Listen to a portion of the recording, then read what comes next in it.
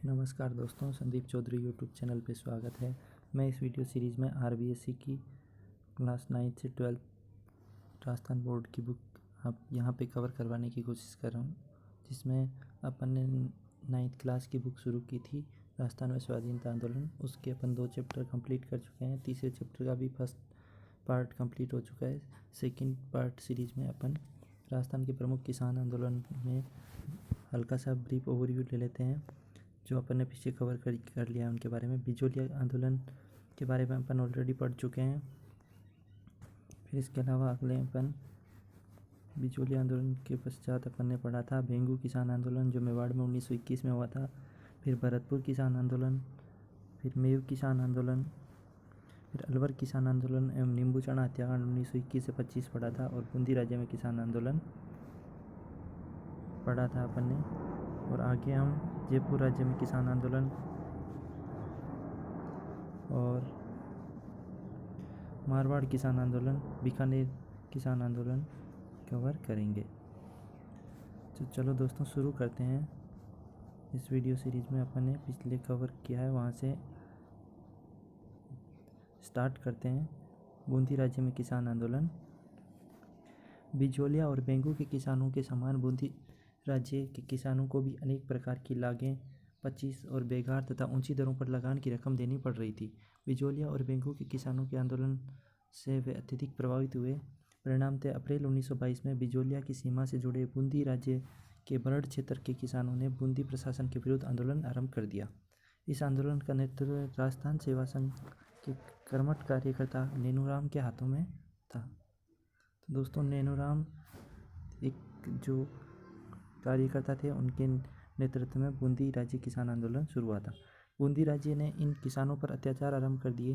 राजस्थान सेवा संघ के माध्यम से बूंदी राज्य में चल रहे दमन चक्र की सर्वत्र निंदा की गई। 2 अप्रैल 1923 को डाबी गांव में किसानों की एक सभा हुई।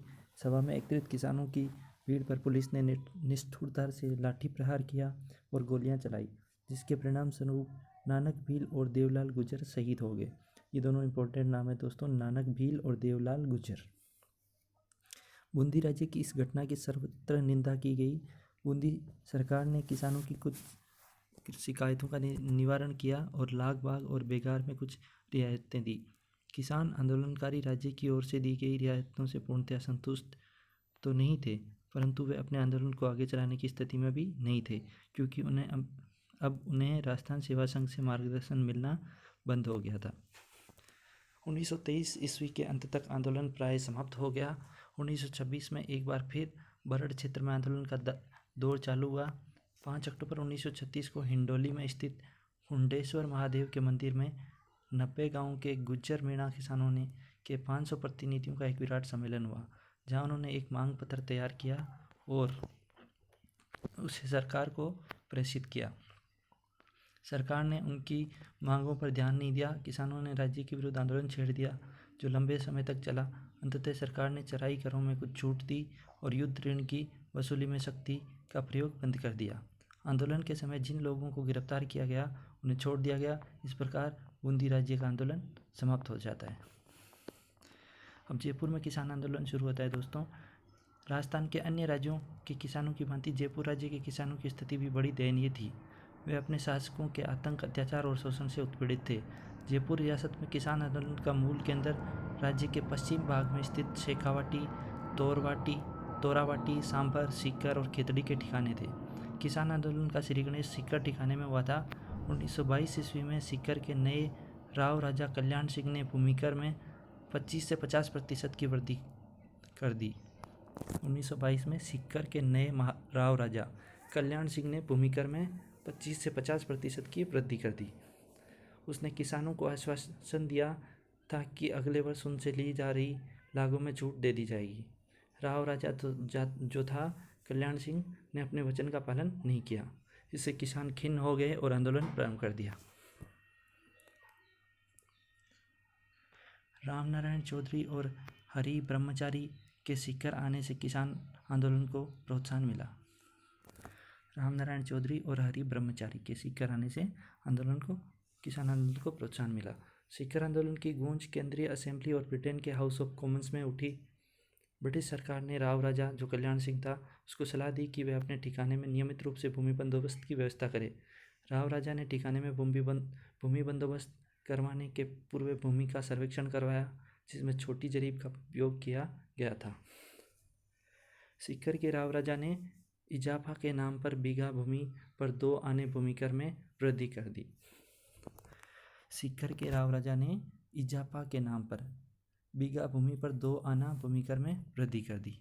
जरीब की लंबाई के मामले को लेकर और भूमि कर में की गई वृद्धि के कारण किसानों में पुनः असंतोष बढ़ने लगा।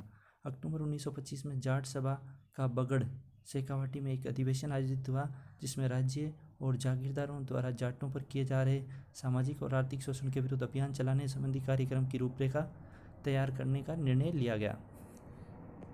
जाट नेताओं ने शेखावाटी के गांवों में पहुंचकर कृषकों से संबंध स्थापित कर उन्हें ठिकानेदारों को भूमि लगाने देने के लिए समझाया। भरतपुर के जाट नेता देशराज ने सीकर और शेखावाटी के जाट किसानों को अपने अधिकारों के लिए संघर्ष करने को प्रेरित किया और उनमें एक नई चेतना उत्पन्न की। 1932 ईस्वी में बसंत पंचमी के अवसर पर झुंझुनू में जाट महासभा के तत्वाधान में भव्य समारोह हुआ। इस समारोह में 60,000 जाट किसानों ने भाग लिया, जिससे किसान आंदोलन को प्रोत्साहन मिला।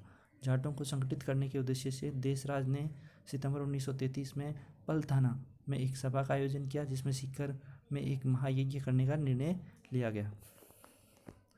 जो राव राजा था कल्याण सिंह ने महायज्ञ की अध्यक्षता की सवारी के लिए हाथी देने से इनकार कर दिया। किसानों और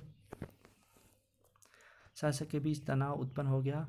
महायज्ञ के समय जनवरी 1934 किसानों द्वारा दिए गए भाषणों में ठिकानों की नीति की कटी आलोचना की गई थी। इससे खिन्न होकर ठिकाने के राव राजा ने जाट सभा के सचिव चंद्रभान को गिरफ्तार कर उसे 6 सप्ताह की जेल और 51 रुपये जुर्माने का दंड दिया। जाटों ने इसका कड़ा विरोध किया। सिंहोट के ठाकुर मान सिंह द्वारा सोतिया का बांस नामक गांव में किसान महिलाओं के साथ किए गए दुर्व्यवहार के विरोध में 25 अप्रैल 1934 को जाट महिलाओं ने एक सम्मेलन आयोजित किया, जिसमें 10,000 स्त्रियों ने भाग लिया। दोस्तों ये इंपॉर्टेंट है। सिंहोट के ठाकुर मान सिंह द्वारा सोतिया का बांस नामक गांव में किसान महिलाओं के साथ किए गए दुर्व्यवहार के विरोध में 25 अप्रैल 1934 को जाट महिलाओं ने एक सम्मेलन आयोजित किया, जिसमें 10,000 स्त्रियों ने भाग लिया। इस सम्मेलन की अध्यक्षता किशोरी देवी ने की थी। किशोरी देवी के बारे में अपन पिछले चैप्टर में पढ़ चुके हैं, राजस्थान में क्रांतिकारियों में महिलाओं की भूमिका में किशोरी देवी के बारे में। अगर आप इनके बारे में पढ़ना चाहते हैं तो पिछला वीडियो ज़रूर देखें। अप्रैल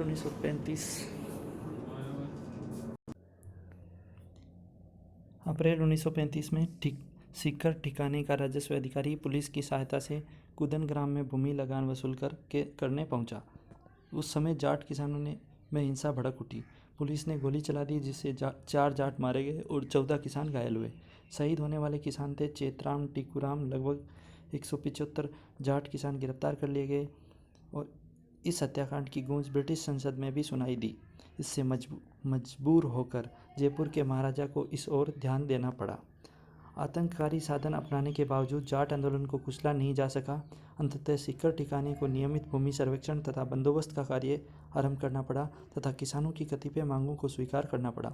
इस आंदोलन के लिए किसानों को संगठित होने के लिए प्रेरणा देने वाली महिला धापी दादी थी। दोस्तों यह इंपॉर्टेंट है। इस आंदोलन के लिए किसानों को संगठित होने के लिए प्रेरणा देने वाली महिला धापी दादी थी। वही इस आंदोलन का नेतृत्व करने वाले प्रमुख किसान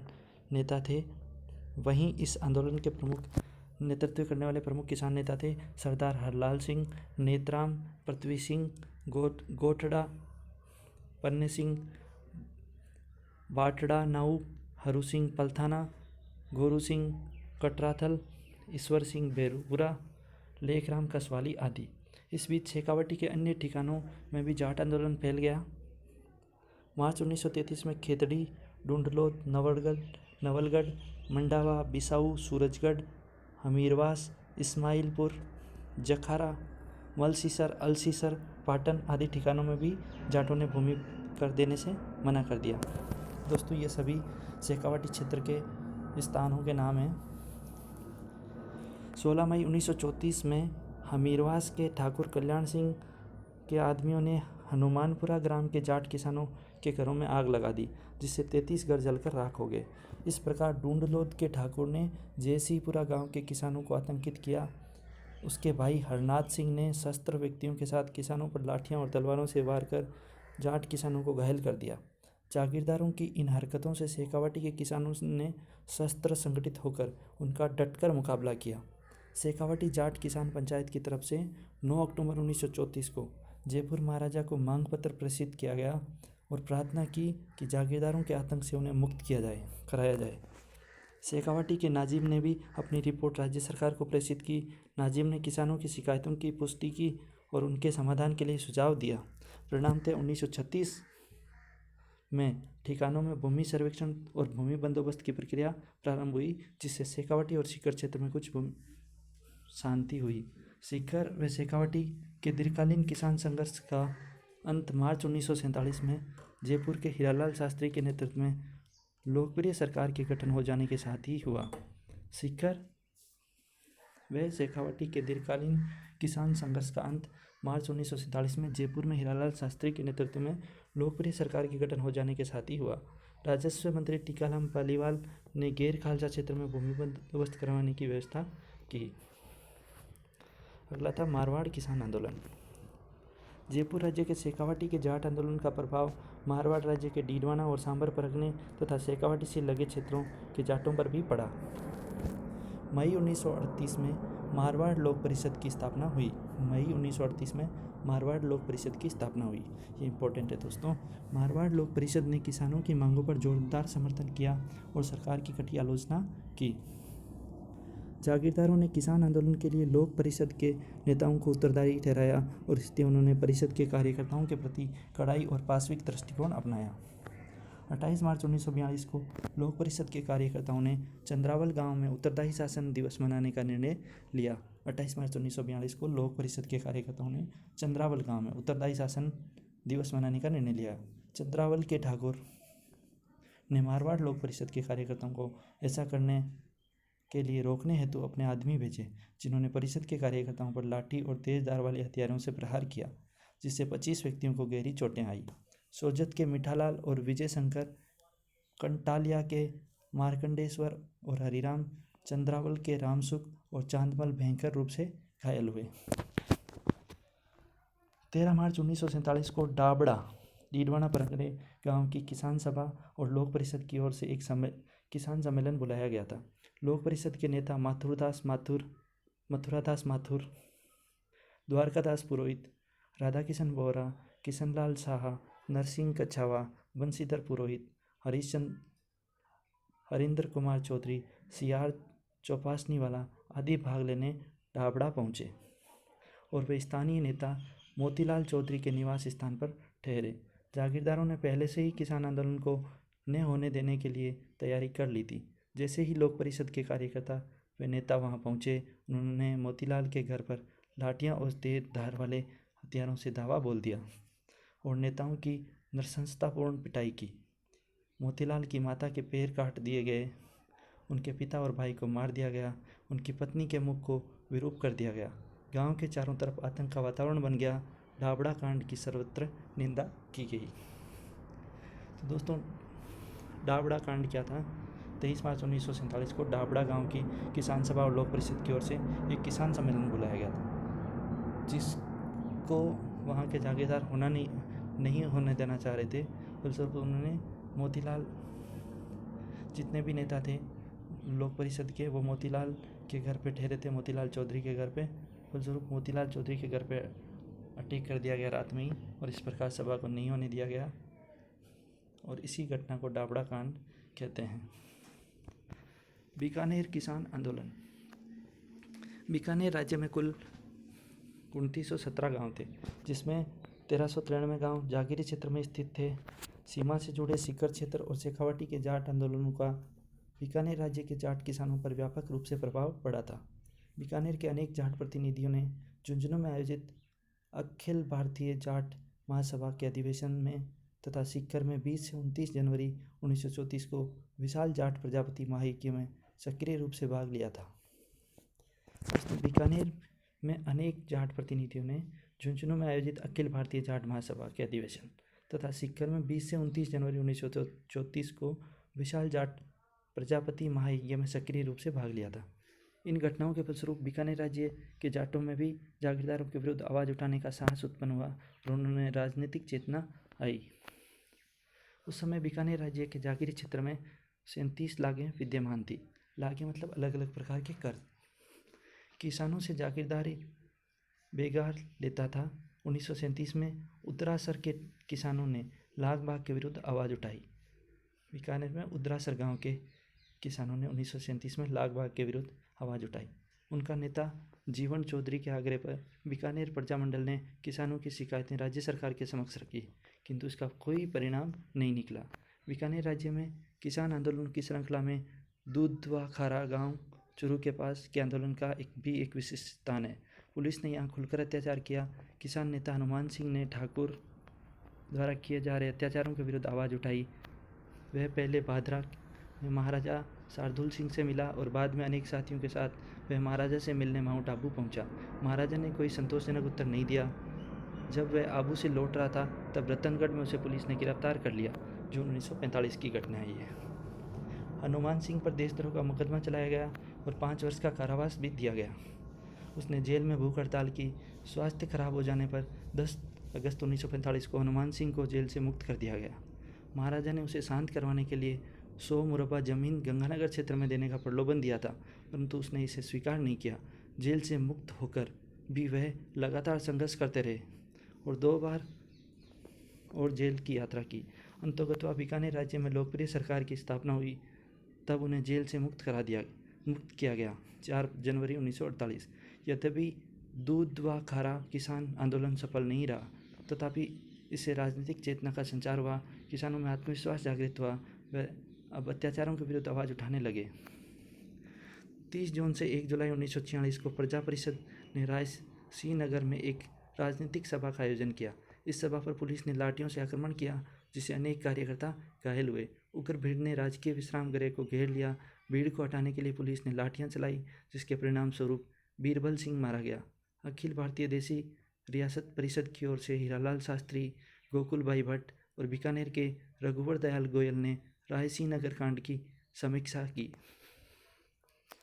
हनुमानगढ़ में नियुक्त मुंसिफ मजिस्ट्रेट हरदत्त सिंह चौधरी ने राष्ट्रीय चेतना से प्रेरित होकर सरकारी नौकरी से त्यागपत्र दे दिया।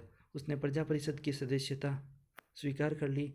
3 सितंबर 1946 में गोगामड़ी गांव में एक विशाल किसान सभा का आयोजन किया गया था, जहां जागीर प्रथा के उन्मूलन के लिए नारा बुलंद किया गया। अक्टूबर 1946 में अकाल और सूखे के समय में भी कांगड़ के जागीरदार ने किसानों से पूरा लगान वसूल करना चाहा, जिसका कृषकों ने विरोध किया। कुछ किसान महाराजा को शिकायत करने के लिए बीकानेर पहुंचे, जिससे जागीरदार आग बबूला हो गया। किसानों पर अमानवीय अत्याचार किए गए।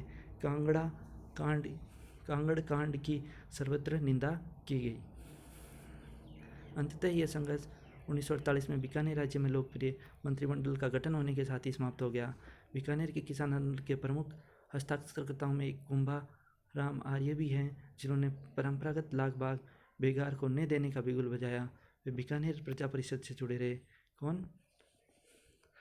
कुंभाराम आर्य। उन्होंने किसान यूनियन क्यों भी पुस्तक लिखी। किसान यूनियन क्यों पुस्तक किसने लिखी? कुंभाराम आर्य। सामंती व्यवस्था के विरोध और किसानों के हित में उनका संघर्ष स्वतंत्रता के उपरांत भी जारी रहा। इस प्रकार दोस्तों, राजस्थान में किसान आंदोलन चैप्टर यहाँ पे कंप्लीट होता है।